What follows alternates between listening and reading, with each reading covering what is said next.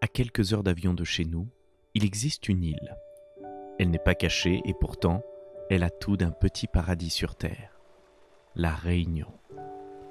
La première fois que j'y ai mis les pieds, je ne rêvais que d'une chose, ces plages de sable fin ombragées par ces cocotiers, resplendissantes de coraux et de poissons multicolores. Mais la réalité s'est avérée un peu différente. S'il est vrai que les plages y sont magnifiques, peu de gens s'y baignent. Pas par dédain, simplement à cause des requins qui, rendus agressifs, sans doute par la pêche massive, n'hésitent pas à venir jusque sur les plages pour se nourrir.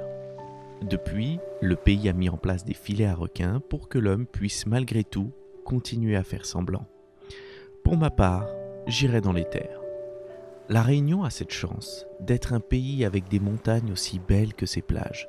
La roche y est abrupte et volcanique. On peut passer d'un désert de lave à une forêt tropicale en quelques kilomètres. C'est un paradis pour marcheurs chevronnés. En effet, les randonnées célèbres de l'île se méritent. Par exemple, il faudra compter en moyenne 6 heures pour atteindre le sommet du Piton des Neiges. D'ailleurs, il n'est pas rare de se faire dépasser par des locaux en sandalettes qui semblent virevolter le long du sentier avec légèreté.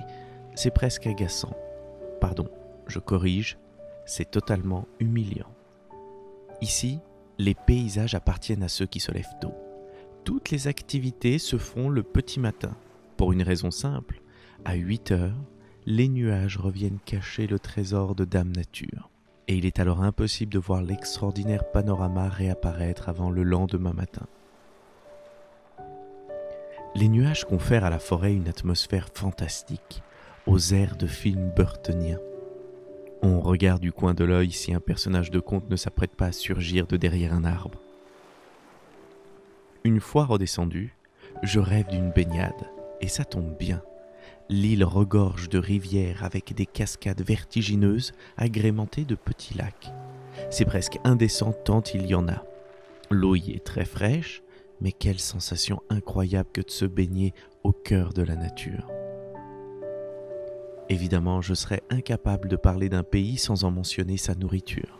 Je me souviendrai toujours du rougail saucisse dans le refuge du Piton des Neiges.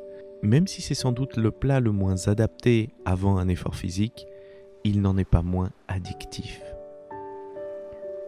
Avant de rentrer, je profite une dernière fois de ces décors envoûtants avec la complicité de Vanille qui résume à elle seule la mentalité des habitants. Un tsunami de bonne humeur, de générosité et de rire. Ami créole, je rentre ivre, non pas de votre rhum arrangé qui est excellent, il est vrai, mais bel et bien de tant de beauté. Si vous l'acceptez, le oreille que je suis reviendra volontiers vous visiter.